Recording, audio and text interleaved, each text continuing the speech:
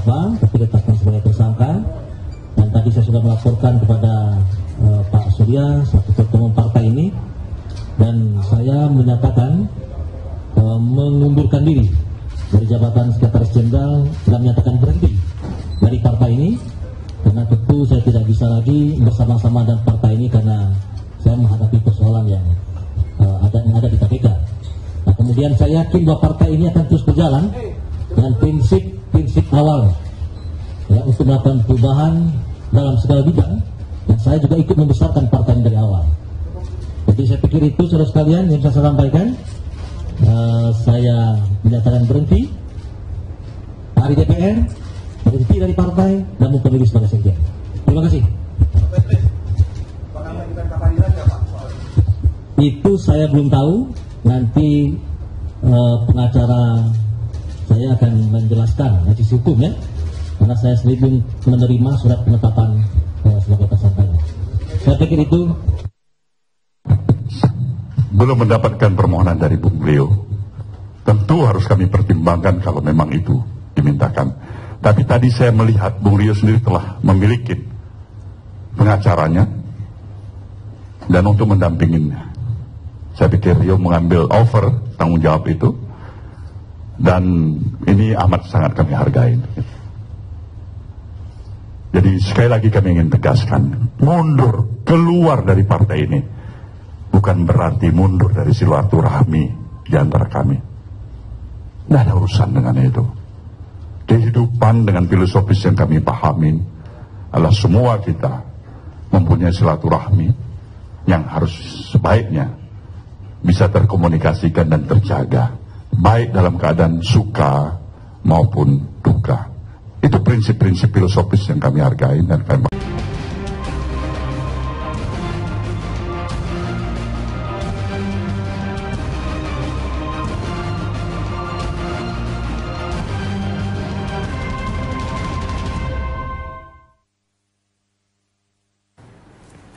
Ya, pemirsa, kita lanjutkan perbincangan. Saya kembali lagi ke Pak Taufikul Hadi, politikus Partai Nasdem yang saat ini bergabung dari gedung DPR RI Senayan, Jakarta. Pak Taufik, mungkin Anda ada komentar tentang penjabaran atau pembeberan fakta-fakta yang tadi sudah diungkap oleh Pak Rasman? Ya, tentu saja pertama saya ucapkan terima kasih kepada Pak Rasman telah mendudukkan persoalannya secara benar. Ya. Dan seperti mengatakan bahwa ada pertemuan, memang ada pertemuan. Dan seperti yang dijelaskan oleh Pak Rasman tadi, memang permintaan Pak Surya, Ketua Umum Partai Nasdem, adalah seperti itu. Kedua mereka ini yang disebut dengan kata adik-adik saya agar berbuat baik untuk Sumatera Utara. Nah, itu sudah benar. Masalah bagi-bagi kekuasaan di dalam politik itu adalah tentu saja bagi-bagi kekuasaan itu adalah sebuah keharusan di dalam politik, dan itu adalah tidak salah asalkan kekuasaan itu adalah digunakan secara baik untuk rakyat, untuk bangsa dan negara. Jadi tidak ada masalahnya. Jadi kalau pertemuan tersebut ada dan tidak ada yang menyanggah, dan kekuasaan itu adalah harus membagi-bagi, itu memang adalah tegas, tidak ada yang menolaknya. Karena kalau tidak, ya tidak perlu terlibat kita lah dalam dunia politik. Baik, Pak Taufikul, saya tanya ke Pak Rasman lagi. Pak Rasman, apa yang salah dengan bagi-bagi kekuasaan? Adakah kemudian di situ unsur yang berbau diduga korupsi? Ya, jelas salah dong. Pertama, kan seseorang akan menjadi kepala daerah dan wakil kepala daerah itu kan diatur undang-undang. Apa peran seorang presiden, apa peran wakil presiden, apa peran seorang gubernur, apa peran wakil gubernur, apa begitu juga bupati, wali kota. Itu ada perannya. Jadi tidak bisa di power sharing ini gitu. Tapi ini karena lebih kepada unsur, karena di awal, ini yang perlu saya beritahu. Sebenarnya saya minta Bu Evi, nah mudah-mudahan beliau ada yang menginfokan ini. Bu Evi, Pak Gatot, saya minta Bu Evi lebih jujur lagi bicara, tidak hanya terkait dengan Pak Patris Rio Capella. Karena masih ada yang belum beliau sampaikan. Apa yang belum dia sampaikan? Nah, saya tidak mau buka itu, biar Bu Evi aja. Tapi saya yakin KPK bisa meminta Bu Evi untuk lebih terbuka supaya publik terang. Nah, kalau menurut saya, setelah saya lihat penjelasan dari Pak Surya Paloh ya, saya banding-bandingkan, saya komparatifkan dengan apa yang dijelaskan oleh Bu Evi, Pak Gatot kepada saya mulai menangkap, ini sebenarnya menurut dugaan saya, ini kan awalnya 2011. Ini bansos ini 2011 sudah diusut. Tetapi tidak pernah naik ke permukaan sehingga kita pun ikut melaporkan. Nah, diduga ini ada kaitannya juga dengan petinggi Sumatera Utara gitu loh. Mantan-mantan petinggi di tingkat ya forum daerah misalnya. Wajar saja orang menduga ada bahasa-bahasa, mungkin ada keterlibatan mantan ya katakan Kajati, mantan Wakapolda. Ini dugaannya kan ke sana. Karena dianggap karena dianggap ini tidak clear di tingkat provinsi, maka dibawa ke tingkat pusat. Di pusat menurut saya secara tidak sadar, maka orang-orang yang berkepentingan untuk bagaimana mengambil kekuasaan dari seorang Gatot itu muncul. Sehingga menurut saya secara tidak sadar Pak Surya Paloh terjebak dalam suasana ini. Pak Rasman, ini menurut Anda atau kata-kata dari Bu Evi? Sebentar, saya ini kan sekarang mantan kuasa hukum. Iya.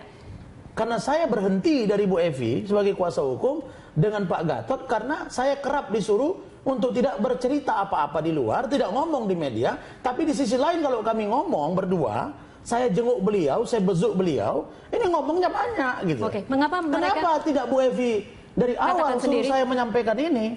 Bu Evi, Pak Rasman, sampein dong yang ada pertemuan. Maka saya katakan ada lagi yang dari di luar ini yang harus Bu Evi Pak Rasman sampaikan. ada tekanan terhadap mereka berdua atau seperti apa? Saya kira pertama bisa jadi pada waktu itu secara psikologis, kan di dalam penjara itu kan baru 1-2 minggu belum begitu sakit. Jadi saya kan sudah rasakan hari pertama, kedua itu memang pahit ya.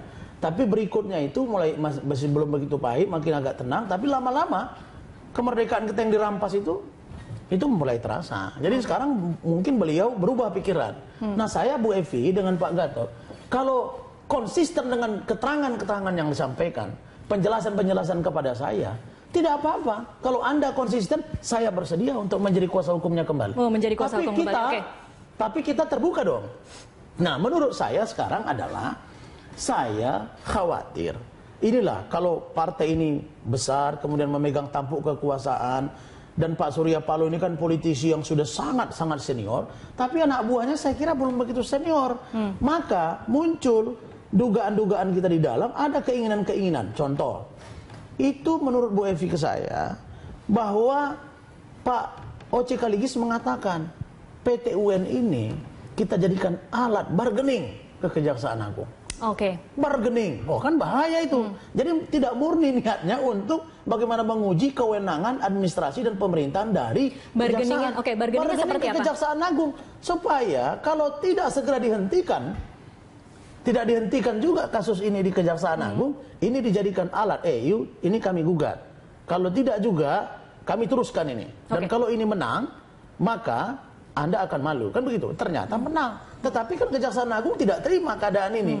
Akhirnya mereka mungkin ya diskusi dengan KPK, maka KPK menggunakan fungsi penyadapannya. Kelihatan di situ kan. Nah, sekarang menurut saya, siapa-siapa yang tersadap, siapa-siapa yang kedengaran di situ, ya saya minta KPK kan pernah juga ngomong ke saya, didengar oleh kuasa hukum adik saya pada waktu itu, Andri Agam.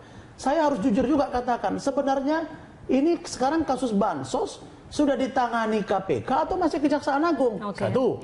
Yang kedua, yang nyuruh saya menyampaikan di media untuk supaya kasus bansos, BDB, DBH, BOS ditangani oleh, khususnya bansos ditangani oleh KPK. Jangan Kejaksaan Agung. Itu penyidiknya yang nyampaikan ke saya. Minta Pak Rasman nanti tolong bicara di media. Tapi menjadi aneh, begitu saya sampaikan, penyidiknya mengatakan siap, mereka siap dan mereka sebut ada kaitan-kaitan dana yang mengalir gitu ya. Ya tentu oke, saya kooperatif. Oke, kalau begitu kita. Saya ngomong, besoknya Johan Budi mengatakan kita lempar saja ke Kejaksaan Agung. Kejaksaan Agung bilang kekeh. Sampai sekarang Kejaksaan Agung mengatakan baru mendapatkan dana dugaan itu hanya 2 miliar. Dari 2,1 T itu baru 1 tahun.